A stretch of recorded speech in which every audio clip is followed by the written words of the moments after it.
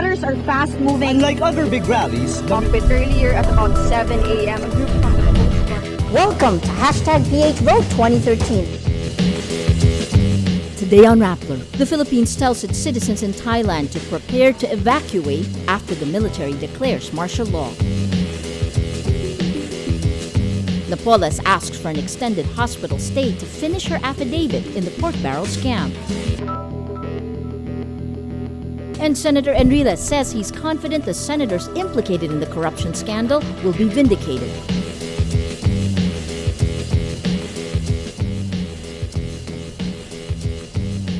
Hello, I'm Maria Ressa. Welcome to Rappler, your social news network. The Philippines raises Alert Level 2 over Thailand and advises Filipinos to prepare to evacuate after the Thai military declares martial law. The Philippine Foreign Affairs Department advises Filipinos to avoid public places and non-essential travel. Under Alert Level 2, the Labor Department will only allow overseas Filipino workers with existing contracts to return to Thailand.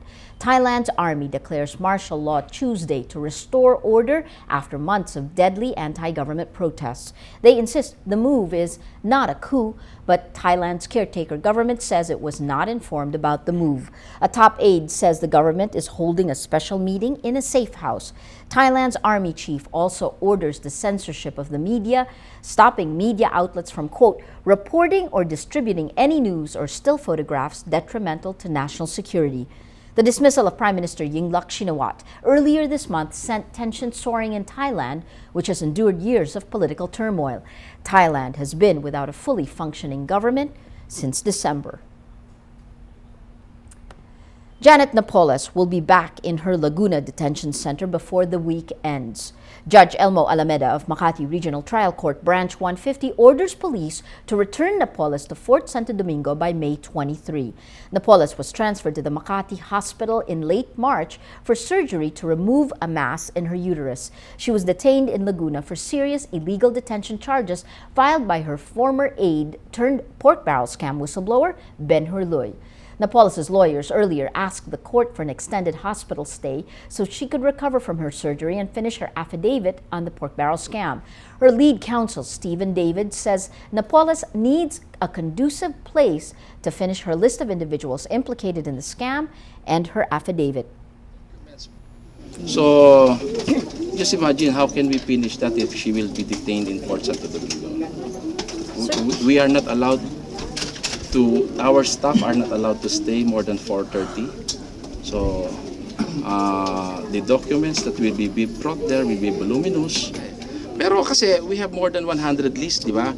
So each person, we have to describe the participation of each person. So you can just imagine how tedious that process is, di ba?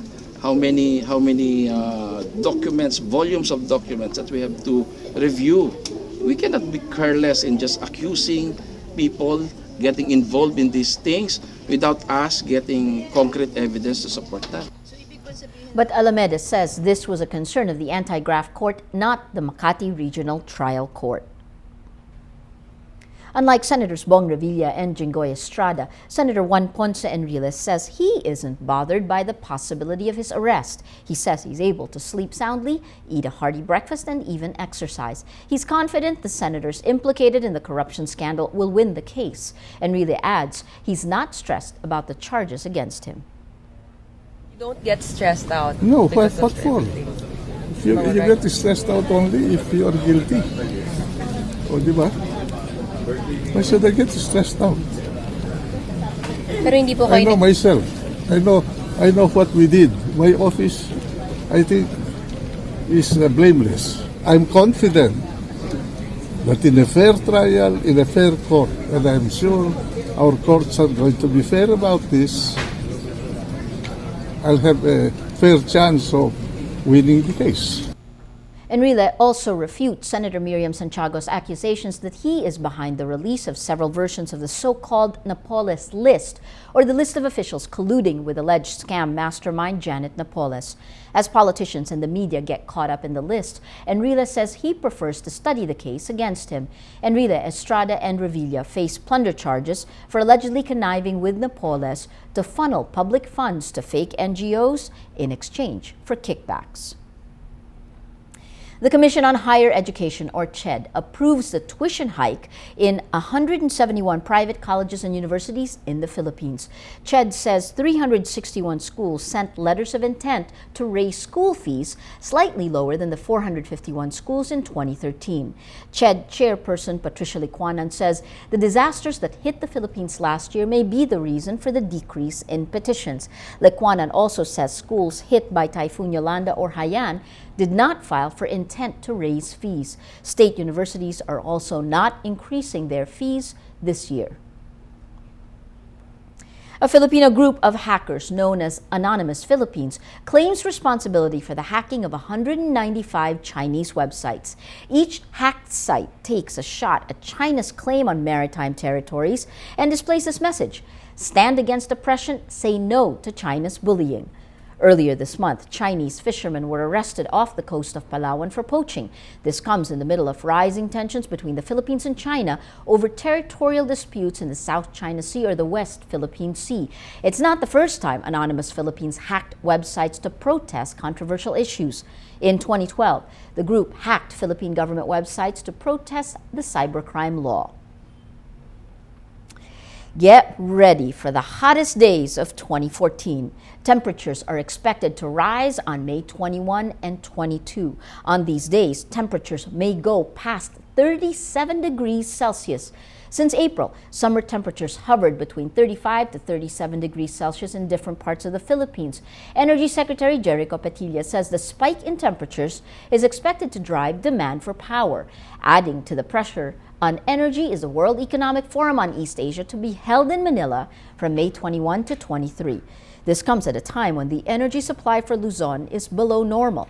The region is on yellow alert, which means power reserves are below the minimum level, but doesn't necessarily mean there will be power outages.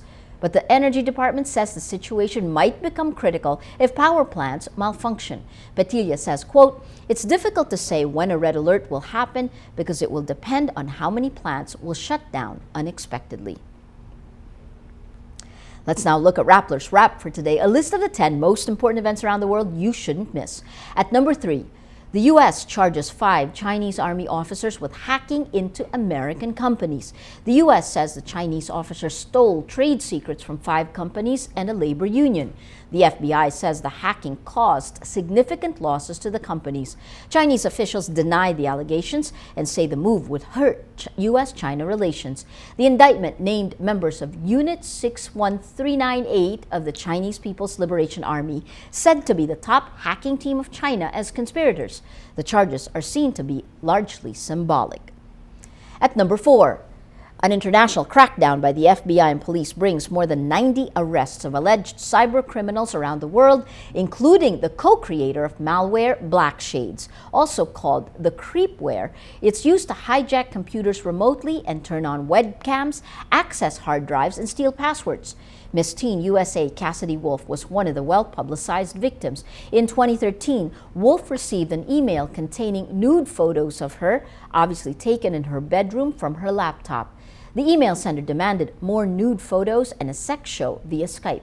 The hacker turned out to be a former classmate who installed Blackshade on her laptop.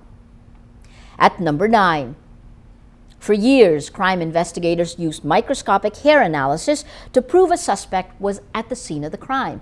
But the advent of DNA analysis shows hair analysis was not as flawless as experts thought, leading to cases of wrongful imprisonment. The New York Times reports the case of Kirk Odom, a man found guilty of rape in 1981 and spent 2 decades behind bars. The FBI's crime lab said hair taken from his head microscopically matched the one found on the victim's nightgown. DNA testing later showed Odom was not the rapist. And at number 10, Michael Jackson's hologram steals the show in the Billboard Music Awards. It got mixed reactions. While NBA team owner Mark Cuban was ecstatic, tweeting, "He's back," PR agent Simone Small says it was uncomfortable, odd, and eerily interesting. Rapper Ludacris, who hosted the show, introduced the hologram as live from the MGM Grand, Michael Jackson. Jackson died nearly 5 years ago while preparing for a comeback tour. For our social media post of the day, there are a total of 150 new words in the Merriam-Webster dictionary, and they're mostly related to social media activities. There's selfie, defined as, quote, an image of oneself taken by oneself using a digital camera, especially for posting on social networks. And hashtag, which is a word or phrase preceded by the pound sign that clarifies or categorizes the accompanying text.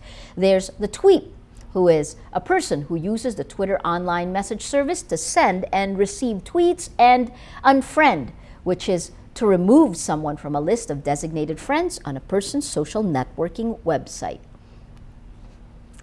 Every story on Rappler has a mood meter, which gives you 8 emotions to choose from. Click how you feel and your vote comes down to the mood navigator in the middle of the front page. That crowdsources the mood of the day. It also gives you the top 10 stories that have gotten the most number of votes and have affected our readers and viewers the most. These 10 stories are the top 10 vote getters for today. If you take a look, you've got the top story from Thailand. Thailand's army declares martial law to quell unrest.